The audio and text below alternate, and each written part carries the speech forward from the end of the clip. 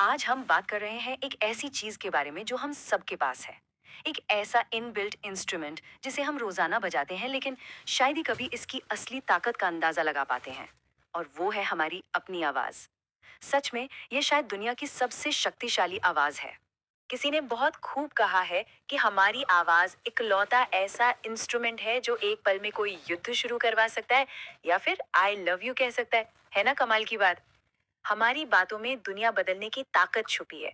लेकिन इतना सब होने के बावजूद अक्सर ऐसा लगता है कि जब हम बोलते हैं तो कोई भी ध्यान से नहीं सुन रहा होता। ये बहुत ही आम लेकिन बेहद निराशाजनक अनुभव है कि हमारे पास इतना पावरफुल टूल है, फिर भी हमारी बात लोगों तक उस तरह से पहुंच ही नहीं पाती। तो इस एक्सप्लेनर में हम इसी पहेली को सुलझाएंगे। हम शुरुआत करेंगे इस दुनिया के सबसे ताकतवर इंस्ट्रूमेंट को समझने से। फिर जानेंगे उन 7 आदतों के बारे में जिन्हें हमें बोलते वक्त बिल्कुल अवॉइड करना चाहिए। उसके बाद हम कम्युनिकेशन के 4 मुख्य पिलर्स पर बात करेंगे, अपने वोकल टूल बॉक्स को खोलना सीखेंगे और आखिर में जानेंगे कि किसी भी अहम बातचीत से पहले अपनी आवाज के इस इंजन को वार्म अप कैसे किया जाए। तो चलिए, बिना किसी देरी के शुरू करते हैं। हमारा पहला पड़ाव है दुनिया का सबसे शक्तिशाली इंस्ट्रूमेंट, और ये समझना कि हमारे मैसेज अक्सर लोगों पर अपना असर क्यों नहीं छोड़ पाते। आवाज तो बेहतरीन मिली है हमें, लेकिन जब कोई बदलाव लाने की बात आती है तो हम चूक कहाँ जाते हैं? यही सवाल हमें उन कारणों की तरफ ले जाता है जिनकी वजह से हमारा कम्युनिकेशन पूरी तरह से टूट जाता है। मतलब वो साथ बोलने की आदतें जिनसे हर हाल में दूर रहना चाहिए। ये 7 आदतें असल में कम्युनिकेशन के 7 पाप की तरह हैं। जब भी हम इनका इस्तेमाल करते हैं तो सुनने वाले जाने अनजाने में हमें सुनना ही बंद कर देते हैं। सबसे पहले है गॉसिप या चुगली करना। ये तो हम सब मानते हैं कि जो आज हमारे सामने किसी की बुराई कर रहा है, वो कल दूसरों के सामने हमारी भी बुराई करेगा। दूसरा है जज करना। अगर सुनने वाले को जरा भी लग जाए कि उसे जज किया जा रहा है, तो वो इंसान कभी भी खुले मन से बात नहीं सुनेगा। तीसरा है नेगेटिविटी, और इसी से एकदम सटकर चलता है चौथा पाप, शिकायत करना। शिकायत करना तो असल में एक वायरल मिजरी की तरह है, यानी एक ऐसा दुख जो बस फैलता जाता है। इससे माहौल में कोई रोशनी या खुशी नहीं आती। पांचवा है बहाने बनाना। कुछ लोगों के पास तो मानो ब्लेम थ्रोअर होता है, हमेशा दूसरों पर दोष मढ़ना और अपनी जिम्मेदारी से साफ मुकर जाना। छठी आदत बहुत ही दिलचस्प है, और वो है अतिशयोक्ति या बातों को बहुत ज्यादा बढ़ा चढ़ाकर कहना। जरा सोचिए, जब हम रोजमर्रा की मामूली चीजों के लिए भी अद्भुत या माइंड ब्लोइंग जैसे शब्दों का अंधाधुंध इस्तेमाल करते हैं, तो हमारी भाषा की असली कीमत ही खत्म हो जाती है। और देखते ही देखते ये बढ़ा चढ़ाकर बोलने की आदत पूरी तरह से झूठ में बदल जाती है। और जाहिर सी बात है, कोई भी ऐसे इंसान को क्यों सुनना चाहेगा जिस पर लगे कि वो सच नहीं बोल रहा। और आखिरी यानी सातवां है डॉगमेटिज्म या कट्टरता। इसका सीधा सा मतलब है फैक्ट्स और अपनी राय के बीच का फर्क भूल जाना। जब कोई अपनी पर्सनल ओपिनियन को इस तरह थोपता है जैसे कि वही दुनिया का इकलौता सच हो, तो ऐसा लगता है जैसे बस हवा में बातें हो रही हों। ऐसे इंसान को सुनना सच में बहुत ही उबाऊ और मुश्किल काम हो जाता है। खैर, ये तो थी वो 7 नेगेटिव आदतें जिनसे हमें बचना है। तो क्या इसका कोई पॉजिटिव सोल्यूशन भी है? बिल्कुल है। अब हम उन 4 मुख्य आधारशिलाओं की तरफ बढ़ेंगे जिन्हें हम HAL या हेल फाउंडेशन कहते हैं। अगर हम चाहते हैं कि लोग हमारी बातों को तवज्जो दें और उसका असर हो, तो हमें इन 4 पिलर्स पर खड़ा होना होगा। ये मिलकर हेल शब्द बनाते हैं। यहाँ H का मतलब है ऑनेस्टी, यानी ईमानदारी। मतलब अपनी बातों में सच्चे, सीधे और एकदम साफ होना। ए से है ऑथेंटिसिटी या प्रामाणिकता, यानी आप जैसे हैं वैसे ही रहें, अपनी सच्चाई पर मजबूती से टिके रहें। आई का मतलब है इंटेग्रिटी, यानी सत्यनिष्ठा। आप जो वादा करें उसे निभाएं ताकि लोग आप पर भरोसा कर सकें। और आखिर में एल का मतलब है लव या प्यार। यहाँ प्यार से मतलब कोई रोमांटिक लव नहीं है, बल्कि लोगों का सच में भला चाहने से है। लेकिन यहाँ एक बहुत जरूरी बात ध्यान रखने वाली है कि पूरी तरह से बेबाक ईमानदार होना हमेशा फायदेमंद नहीं होता। इसे हमेशा प्यार के साथ बैलेंस करना पड़ता है। मान लीजिए कोई आज अच्छा नहीं लग रहा है, तो उन्हें सीधा मुंह पर बोल देना ईमानदारी तो है, लेकिन जरूरी तो नहीं है ना। जब हम सचमुच किसी का भला चाहते हैं तो हम उन्हें कठोरता से जज नहीं करते।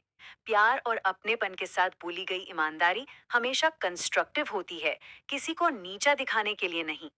तो अब जब हमने ये समझ लिया है कि हमें क्या बोलना है, तो चलिए कैसे बोलना है इस पर आते हैं। अब हम अपने उस वोकल टूल बॉक्स को खोलने जा रहे हैं जिसके बारे में हमने शुरुआत में बात की थी। सच कहूं तो हमारी आवाज एक ऐसा शानदार टूल बॉक्स है जिसे बहुत कम लोगों ने कभी खोलकर इस्तेमाल किया है। जरा फर्क महसूस कीजिएगा। अगर कोई अपनी आवाज को बिल्कुल नाक से निकालकर बहुत पतली आवाज में बात करे तो उसका असर कैसा होगा, और वहीं अगर आवाज को नीचे अपनी छाती से निकाला जाए तो उसमें एक अलग ही गहराई और वजन आ जाता है। हमारी सोसाइटी जाने अनजाने में इसी भारीपन को पावर और अथॉरिटी के साथ जोड़कर देखती है। यही वजह है कि गहरी आवाज वाले लोगों को अक्सर ज्यादा प्रभावशाली माना जाता है। इस टूल बॉक्स का अगला टूल है टिम्बर। आसान शब्दों में कहें तो आपकी आवाज महसूस कैसी होती है। रिसर्च बताती है कि लोगों को वो आवाजें सबसे ज्यादा पसंद आती हैं जो रिच, स्मूथ और वार्म हो, बिल्कुल सर्दियों में एक गर्म कप हॉट चॉकलेट की तरह। अब अगर आपकी आवाज नेचुरली ऐसी नहीं है तो इसमें निराश होने की कोई बात नहीं है। सही तरीके से सांस लेने की प्रैक्टिस, अच्छे पोस्चर और थोड़ी सी वॉइस कोचिंग से इसे बहुत आसानी से डेवलप किया जा सकता है।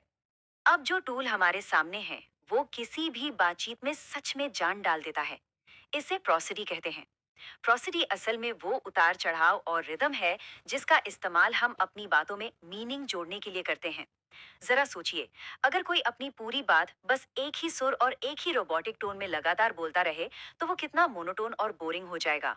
इसके बिल्कुल उलट, प्रोसिडी आपकी बातचीत में एक ऐसी एनर्जी लाती है जो सुनने वाले को आपके साथ आखिर तक बांधे रखती है।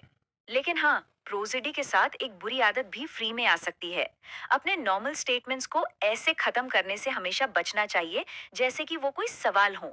जब हम एक साधारण जानकारी वाले वाक्य को भी खत्म करते वक्त अपनी आवाज को ऊपर ले जाते हैं तो वो एक सवाल जैसा सुनाई देता है। इससे होता ये है कि हमारी ही बात की अहमियत कम हो जाती है। ये एक ऐसी आदत है जो हमारे कॉन्फिडेंस को कमजोर दिखाती है, इसलिए इसे जल्द से जल्द तोड़ना बहुत जरूरी है। इसके अलावा हमारे पास आवाज को तराशने के लिए चार और कमाल के टूल्स हैं। पहला है गति या पेस। हम किसी बात को बहुत तेजी से बोलकर अपना एक्साइटमेंट दिखा सकते हैं, या फिर किसी बहुत अहम बात पर जोर देने के लिए अपनी स्पीड बिल्कुल धीमी कर सकते हैं। दूसरा है पिच, जिससे हम एक ही वाक्य के कई अलग अलग मतलब निकाल सकते हैं। तीसरा है वॉल्यूम। अपनी आवाज को तेज करके हम पल भर में सबका ध्यान खींच सकते हैं, या फिर एकदम फुसफुसाहट वाले अंदाज में बोलकर लोगों को और भी ज्यादा ध्यान से सुनने पर मजबूर कर सकते हैं। और चौथा टूल है मौन यानी साइलेंस। साइलेंस सच में बहुत पावरफुल होता है। हमें हर खाली जगह को और आह जैसे शब्दों से भरने की कोई जरूरत नहीं है। थोड़ी सी खामोशी बात को और भी असरदार बना देती है। लेकिन इस वॉल्यूम वाले टूल के साथ एक चेतावनी भी जुड़ी है जिसे सॉडकास्टिंग कहा जाता है। इसका मतलब है अपनी आवाज को दूसरों पर बिना परवाह किए जबरदस्ती थोपना। कुछ लोग हर वक्त फुल वॉल्यूम में ऐसे बात करते हैं मानो वे कोई लाइव ब्रॉडकास्ट कर रहे हों। हमें इस आदत से बचना चाहिए क्योंकि ये आसपास मौजूद लोगों के लिए बहुत इरिटेटिंग हो सकता है। चलिए, अब हम इस एक्सप्लेनर के आखिरी और बहुत ही जरूरी हिस्से पर पहुंच गए हैं।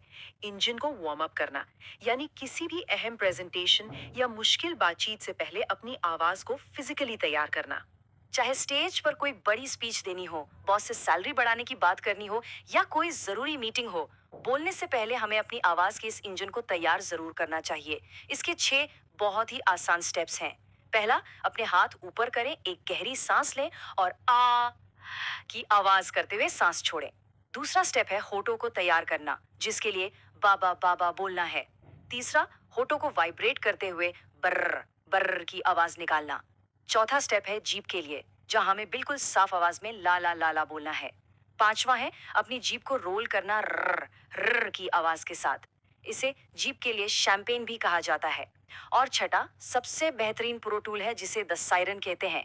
इसमें हमें ऊंचे स्वर में वी से शुरू करके नीचे ओ तक जाना होता है, जैसे वी ओ। अगली बार किसी भी बड़ी बातचीत से पहले इन 6 स्टेप्स को एक बार जरूर आजमा कर देखिएगा।